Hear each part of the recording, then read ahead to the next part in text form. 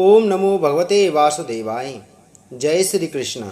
नमस्कार दोस्तों, स्वागत है आप सभी का हमारे चैनल भक्ति ज्ञान में। दोस्तों, आज मैं आपको बैसाख मास महात्म के 14वें दिन की कथा सुना रहा हूँ, जिसमें हम श्रवण करेंगे धर्म वर्ण की कथा, कल की अवस्था का वर्णन, धर्म वर्ण और पितरों का संवाद एवं बैसाख अमावस्या की श्रेष्ठता का शेष भाग। पितरों ने कहा, हम श्री वत्स गोत्र वाले हैं। पृथ्वी पर हमारी कोई संतान नहीं रह गई है, अतः हम श्राद्ध और पिंड से वंचित हैं। इसलिए यहाँ हमें नरक का कष्ट भोगना पड़ता है। संतानहीन दुरात्माओं का अंधकूप में पतन होता है। हमारे वंश में एक ही महायशस्वी पुरुष है जो धर्म वर्ण के नाम से विख्यात है, किंतु वह विरक्त होकर अकेला घूमता फिरता है। उसने गृहस्थ धर्म को नहीं स्वीकार किया है। वह एक ही तंतु हमारे कुल में अवशिष्ट है। उसकी भी आयु क्षीण हो जाने पर हम लोग घोर अंधकूप में गिर पड़ेंगे, जहाँ से फिर निकलना कठिन होगा। इसलिए तुम पृथ्वी पर जाकर धर्म वर्ण को समझाओ। हम लोग दया के पात्र हैं। हमारे वचनों से उसको यह बताओ कि हमारी वंश रूपा दुर्वा को काल रूपी चूहा प्रतिदिन खा रहा है। क्रमशः सारे वंश का नाश हो गया है। एक तुम ही बचे हो। जब तुम भी मर जाओगे तब संतान परंपरा न होने के कारण तुम्हें भी अंधकूप में गिरना पड़ेगा। इसलिए गृहस्थ धर्म को स्वीकार करके संतान की वृद्धि करो। इससे हमारी और तुम्हारी दोनों की ऊर्ध्वगति होगी। यदि एक भी पुत्र बैसाख, माघ अथवा कार्तिक मास में हमारे उद्देश्य से स्नान, श्राद्ध और दान करेगा, तो उससे हम लोगों की ऊर्ध्वगति होगी और नरक से उद्धार हो जाएगा। यदि एक पुत्र भी भगवान विष्णु का भक्त हो जाए, एक भी एकादशी का व्रत रहने लगे, अथवा यदि एक भी भगवान विष्णु की पाप नाशक कथा श्रवण करे, तो उसकी 100 बीती हुई पीढ़ियों का तथा 100 भावी पीढ़ियों का उद्धार होता है। वे पीढ़ियां पाप से आवृत होने पर भी नरक का दर्शन नहीं करती। दया और धर्म से रहित उन बहुत से पुत्रों के जन्म से क्या लाभ, जो कुल में उत्पन्न होकर सर्वव्यापी भगवान नारायण की पूजा नहीं करते। इस प्रकार प्रिय वचनों द्वारा धर्म वर्ण को समझाकर तुम उसे विरक्तिपूर्ण ब्रह्मचर्य आश्रम से गृहस्थ आश्रम में प्रवेश करने की सलाह दो।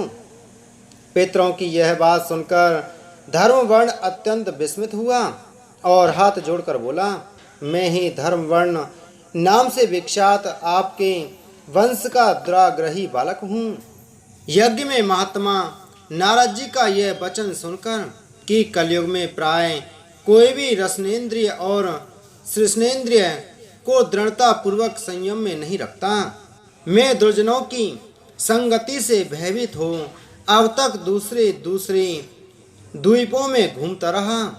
इस कलयुग के 3 चरण बीत गए। अंतिम चरण में भी 3.5 भाग व्यतीत हो चुके हैं। मेरा जन्म व्यर्थ बीता है, क्योंकि जिस कुल में मैंने जन्म लिया उसमें माता पिता के ऋण को भी मैंने नहीं चुकाया। पृथ्वी के भारभूत उस शत्रु तुल्य पुत्र के उत्पन्न होने से क्या लाभ, जो पैदा होकर भगवान विष्णु और देवताओं तथा पितरों की पूजा ना करें। मैं आप लोगों की आज्ञा का पालन करूंगा। बताइए, पृथ्वी पर किस प्रकार मुझे कलयुग से और संसार से भी बाधा नहीं प्राप्त होगी। धर्म वर्ण की बात सुनकर पितरों के मन को कुछ आश्वासन मिला। वे बोले, बेटा, तुम गृहस्थ आश्रम स्वीकार करके संतानोत्पत्ति के द्वारा हमारा उद्धार करो।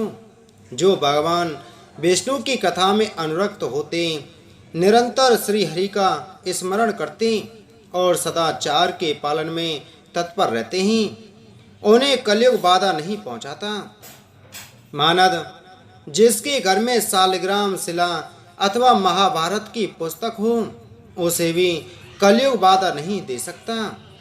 जो वैशाख मास के धर्मों का पालन करता, माघ स्नान में तत्पर होता और कार्तिक में दीप देता है, उसे भी कलि की बाधा नहीं प्राप्त होती।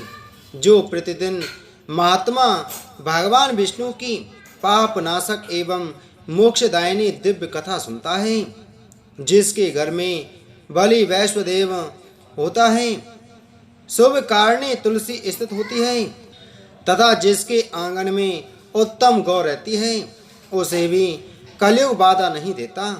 अतः इस पापात्मक युग में भी तुम्हें कोई भय नहीं है।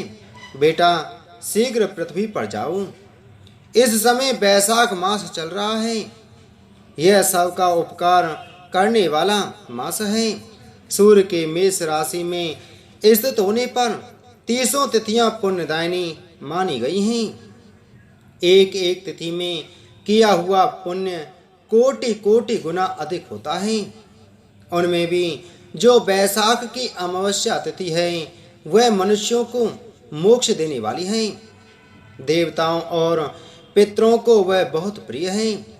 शीघ्र ही मोक्ष की प्राप्ति कराने वाली है। जो उस दिन पितरों के उद्देश्य से श्राद्ध करते और जल से भरा हुआ घड़ा एवं पिंड देते हैं, उन्हें अक्षय फल की प्राप्ति होती है। अतः महामते, तुम शीघ्र जाओ और जब अमावस्या हो तब कुंभ सहित श्राद्ध एवं पिंडदान करो। सबका उपकार करने के लिए गृहस्थ धर्म का आश्रम लो। धर्म, अर्थ और काम से संतुष्ट हो। उत्तम संतान पाकर फिर मुनि व्रति से रहते हुए सुखपूर्वक द्वीप दीपांतरों में विचरण करो। पितरों के इस प्रकार आदेश देने पर धर्म वर्ण मुनि शीघ्रता पूर्वक भूलोक में गए। वहां मेष राशि में सूर्य के स्थित रहते हुए वैशाख मास में प्रातःकाल स्नान करके देवताओं, ऋषियों तथा पितरों का तर्पण किया। फिर कुंभदान सहित पाप विनाशक श्राद्ध करके उसके द्वारा पितरों को पुनरावृत्ति रहित मुक्ति प्रदान की। तत्पश्चात उन्होंने स्वयं विवाह करके उत्तम संतान को जन्म दिया और लोक में उस पाप नाशनी अमावस्या तिथि को प्रसिद्ध किया। तदंतर वे भक्ति पूर्वक भगवान की आराधना करने के लिए हर्ष के साथ गंधमादन पर्वत पर चले गए। इसलिए वैशाख मास की यह अमावस्या तिथि परम पवित्र मानी गई है। इसी के साथ वैशाख मास महात्म के 14वें दिन की कथा संपूर्ण हुई। बोलो वैशाख मास महात्म की जय। बोलो विष्णु भगवान की जय।